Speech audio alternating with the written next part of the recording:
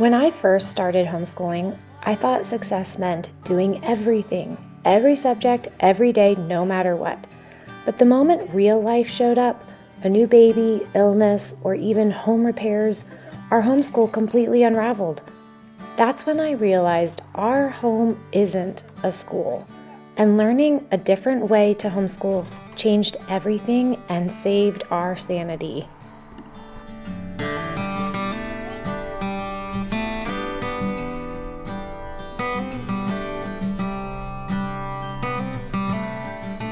In this video, I want to get back to the very basics of homeschooling. So if you're starting out, if this is your very first year of homeschooling, or maybe you're in a rut, you've just been go, go, go, and you need to just stop, reset, and start from the beginning again, this video is going to be for you. Like I mentioned in the beginning, when we started homeschooling, this was way back in 2010. We've been homeschooling for 16 years now. The culture was completely different at that time. Although there were some pioneer homeschoolers that were ahead of us, there just weren't a lot of them, and I didn't know very many personally. So choosing to homeschool at that time for myself and my husband was just a huge step of faith. We were confident that this is what God was calling us to do.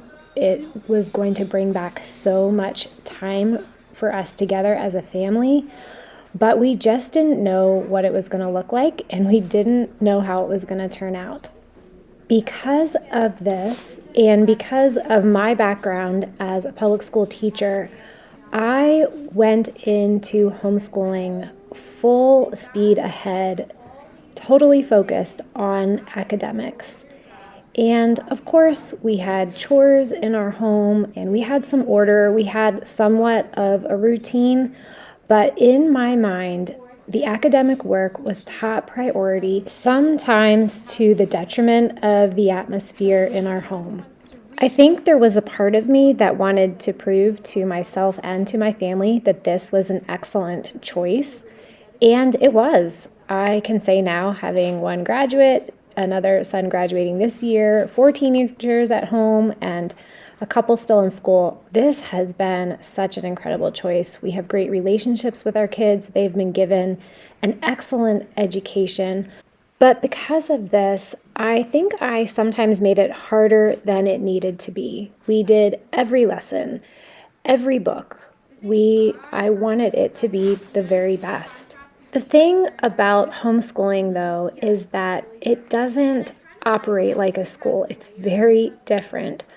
It's not a sterile environment where you just go and you go through one class after another. The bell rings, you go to the next class. It's a living place, and it's a place where babies are born, where people get sick, where meals need to be made, where there's laundry, there are interruptions. So it just works differently in a home.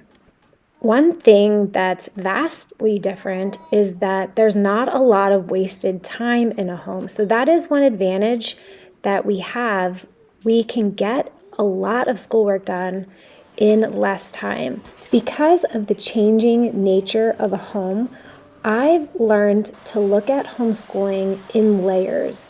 I have 4 layers. Now, when we get to all 4 of them, this is a full school day. We've gotten to everything, and that happens for the most part.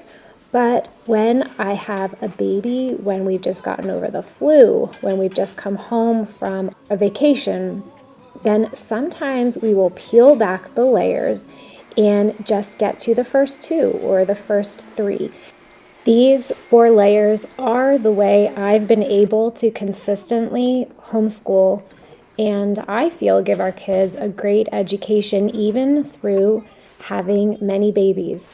We have 10 kids. If you're new here, my name is Sherry. I'm a Christian homeschooling mom married to my high school sweetheart, Nelson. We've been married for 25 years. We've been homeschooling from the very beginning. We have children ages 21 down to almost 3, and we love homeschooling. I love encouraging other moms here on my channel and over on the blog, ourlifehomeschooling.com. I know what it's like to be in the trenches of mothering and homeschooling. I have been through every possible phase, I think, and difficulty, but I am in the stage where I'm starting to see a lot of the fruit of it, and it was worth the investment. It's one of the reasons I really love encouraging other moms. Before I get into the 4 layers, we have been working today. We did our morning time, we did our chores and cleanup. Now I'm working individually with each of our kids. Our 2-year-old and 4-year-old just happened to be playing for a little bit. Later on, they needed me more, and so I sat and read a book to them. But here I'm working with our daughter, helping her understand some of her Algebra 1 problems. Actually, our 4-year-old is right there working. I can see her now. She's working on her preschool workbook, and this is something she got for Christmas. She's been asking a lot about her letters. She's been pretend writing her letters, so I think it's about time to start working on that with her. Our other daughter here is reading Little Men and writing a narration on her reading. And then our oldest is working, I think, on her consumer math. So this is the part of the day where the kids are doing their independent work. They get out their checklists and go down through it. And I am going around working one-on-one individually with each child. It could be a juggle sometimes. Some days it's really hard. And then other days it just goes smoothly. So like I mentioned, I want to tell you the 4-layer approach that I take to homeschooling. And I add these in one at a time. So if I have a new baby, that's probably the best example for me because we've had a lot of babies over the years we've been homeschooling. The very first layer is home management. In our early years, I saw cleaning up after meals and doing chores as an obstacle to our day, something we had to just get past so we could get to the real lessons. But now I see our housework as the first lesson. In fact, our kids really do love to learn. So truthfully, they don't like this part of our day. They want to get past the cleaning. So typically this is where there's the most tension for me, but it's also the most important because it helps us start with a clean slate. When everything is clean, everyone's happier, first of all. And when the home's in order, the most natural thing that happens next is kids are curious and want to learn. They want to play a game, they want to pull out a puzzle, they want to read a book. So it's a very important part of our day. You don't like bumblebees? Why? Do they sting you?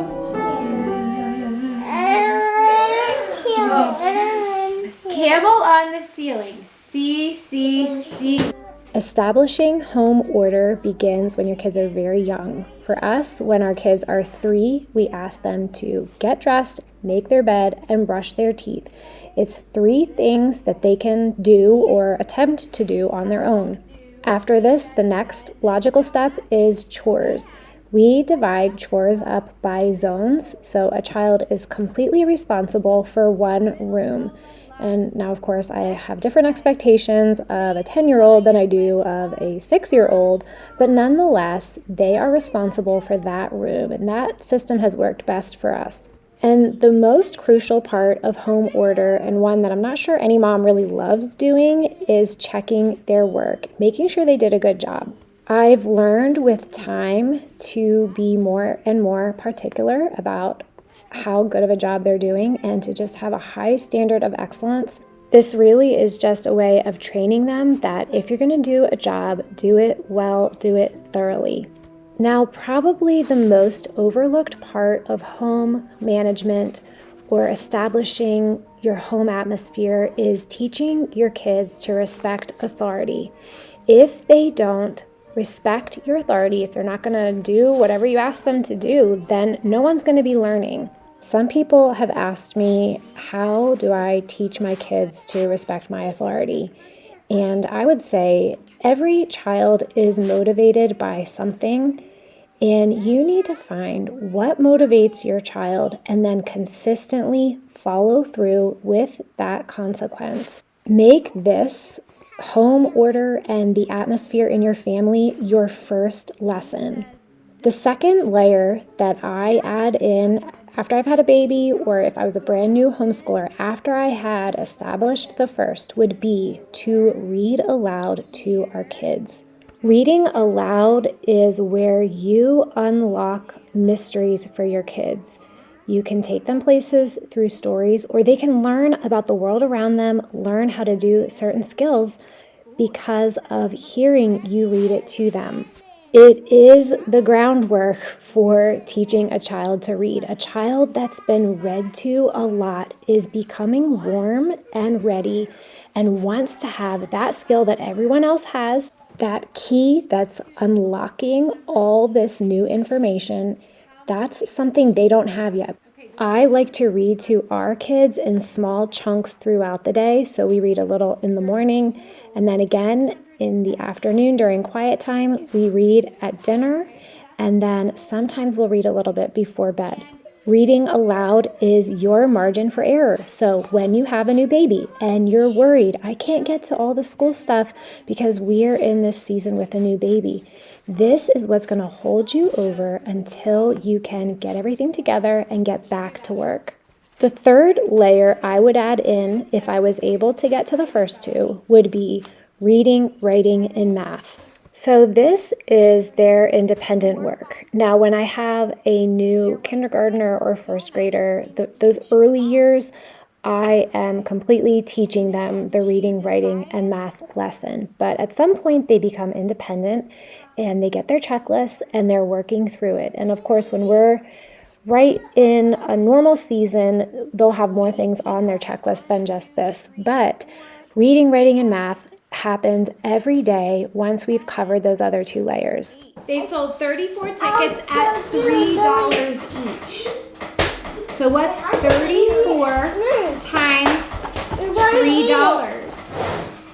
You've been eating more than I have.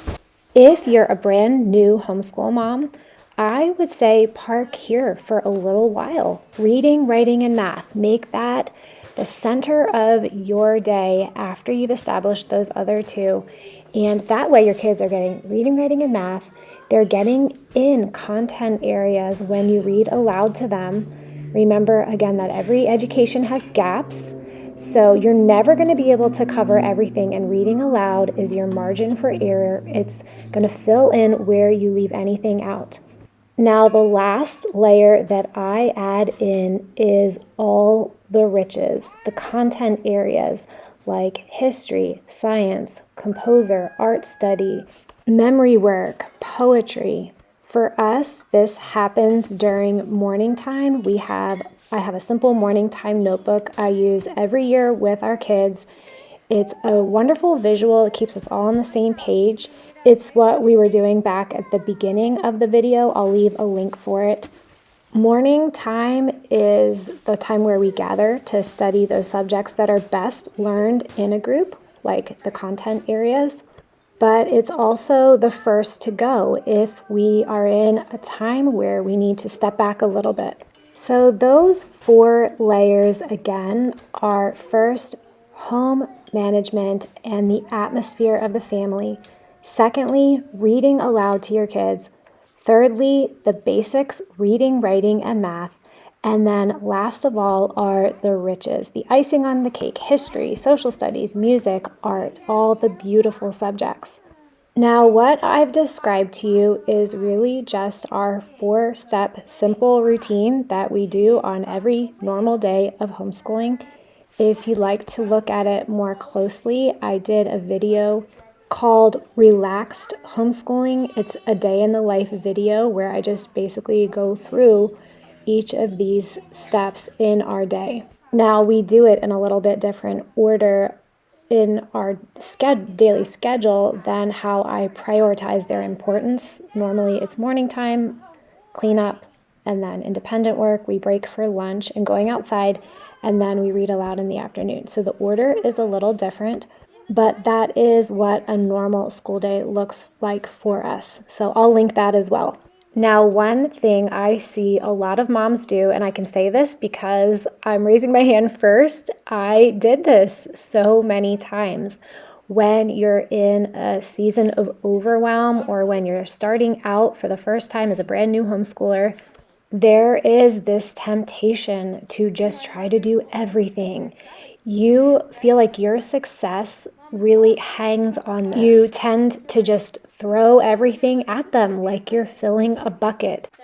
The problem with this is that if you're just trying to throw so much information at them so you can check off boxes for yourself, meanwhile, your house is a mess, the kids aren't listening, they're all fighting, you don't know what you're making for dinner, you may feel good about yourself, but they may not really be learning. One quote I say over and over again, it's from Charlotte Mason. She says, "It doesn't matter really so much what the child knows, but how much does he care?" So this is one thing I have changed in our homeschool. I have been and probably always will be more of the academic type, but I've learned that the atmosphere in our home is our kids' biggest takeaway.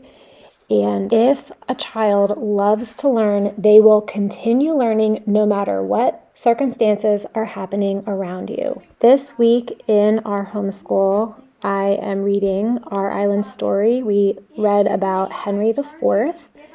And then after that, we are continuing with God's Double Agent. It's the story of Bob Fu. And to our younger kids, I'm reading On the Banks of Plum Creek.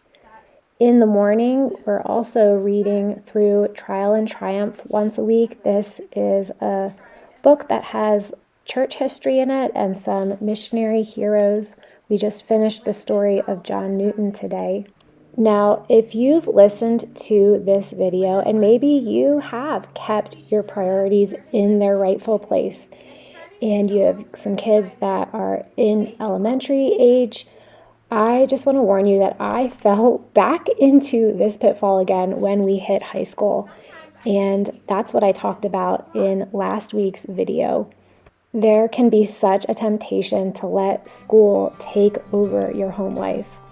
Thanks for watching. Please like and subscribe. Leave a comment. Let me know how it's going in your home. I do one video a week on homeschooling encouragement for everyday moms. I'll see you next week.